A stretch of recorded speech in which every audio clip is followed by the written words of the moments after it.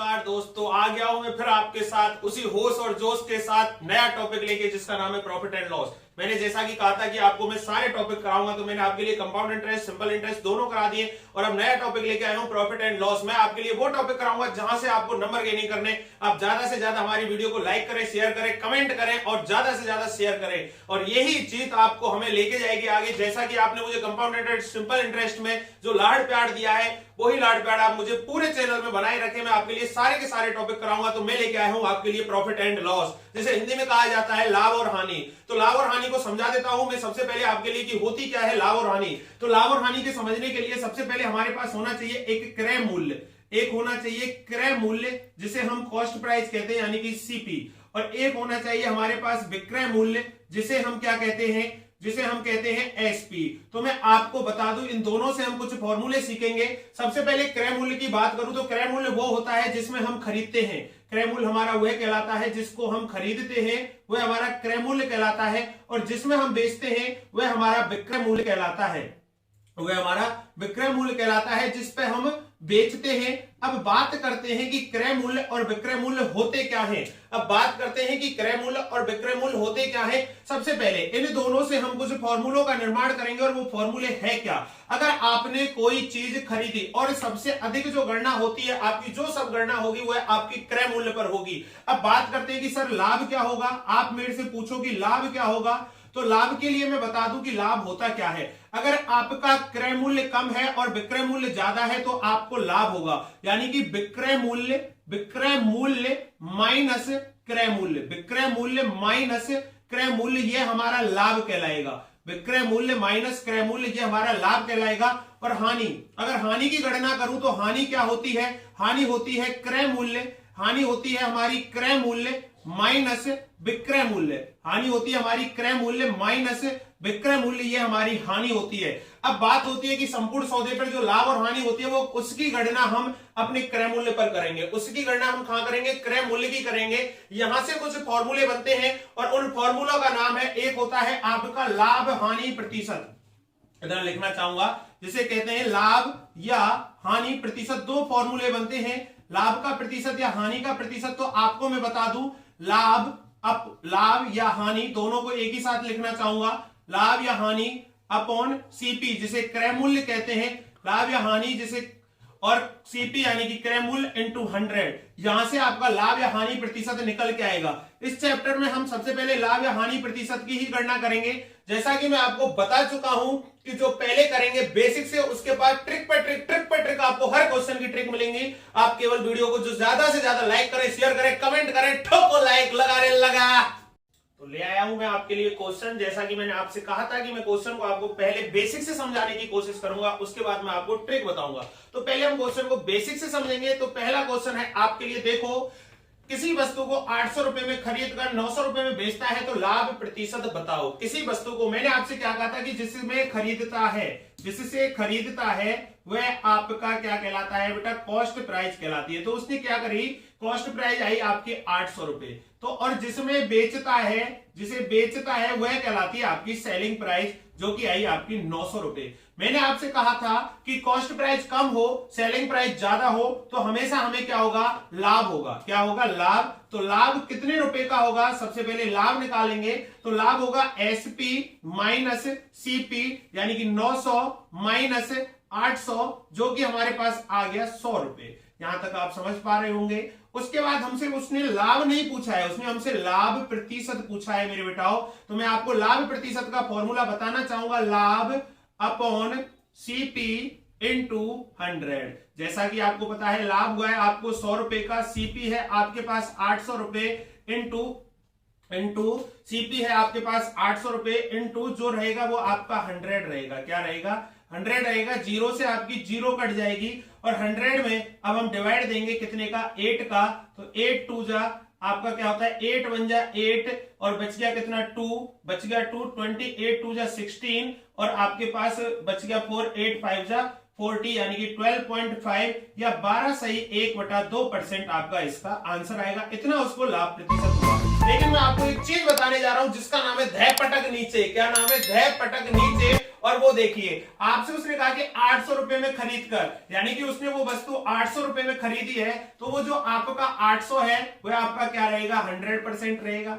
800 वो रहेगा 100%। अब वो पूछ रहा है कि 900 में उसे कितने लाभ परसेंट हुआ, यानी कि मैं आपको बता दूं, यहां से मैं आपके लिए एक पहली ट्रिक का कि आप आमने सामने काट सकते हो, ऊपर नीचे काट सकते हो, लेकिन ये हमें बताना है। तो 100 से 800 कट गया 8 बार, और 900 में 8 का डिवाइड देंगे, 900 में 8 का डिवाइड देंगे, 8 1 जा 8, 9 में से 8 गया 1, यहां लिखेंगे 0, तो 8 1 जा 8, फिर लिखेंगे यहां 10 में से 8 गया 2, 8 2 जा 16, 8 2 जा 16, बच गया 4, पॉइंट लगाएंगे, 8 5 जा 40, 8 5 जा 40, यानी कि आपके पास 112.5% आए, 112.5, यानी कि 900 जो है वो आपके पास 112.5% आया। अब वो पूछ रहा है लाभ प्रतिशत, तो 112.5 को 5 में से 100 को घटाया तो कितना आया, 12.5%, जो कि आपका लाभ प्रतिशत हो गया। आपको या तो बेसिक से करो या धय पटक नीचे से करो। लगा रे लगा, अगला क्वेश्चन लगा, ले आया हूं मैं आपके लिए अगला क्वेश्चन। किसी वस्तु का क्रय मूल्य 8200 रुपए था, तो बताओ वह 20% लाभ प्राप्त करने के लिए उसे कितने में बेचना होगा। जैसा कि मैं बता दूं कि जो है वस्तु खरीदता है वह 100% होता है, यानी कि आपके पास 100% जो है वो कितना है मेरे बेटा, 8200 रुपए। अब वो कह रहा है कि 20% लाभ प्राप्त करने के लिए उसे कितने में बेचना होगा। 20% लाभ प्राप्त करे तो आप उसे क्या मानोगे, 120। मैंने आपसे क्या कहा था कि आमने सामने काट सकते हो, 2 जीरो से 2 जीरो, लेकिन इन दोनों का करोगे मल्टीप्लाई, तो 82 का मल्टीप्लाई करोगे किसके साथ, 120 के साथ। 120 दूनी 240, कैरी लगी 24, और 120 अट्ठे 960, इसमें ऐड करेंगे 960, 4 8 और 9840 रुपए आ गया है। क्वेश्चन मैंने कहा ट्रिक से क्वेश्चन करवाना मेरा वादा है, और एसएससी जीडी में सिलेक्शन लाना तुम्हारा वादा है।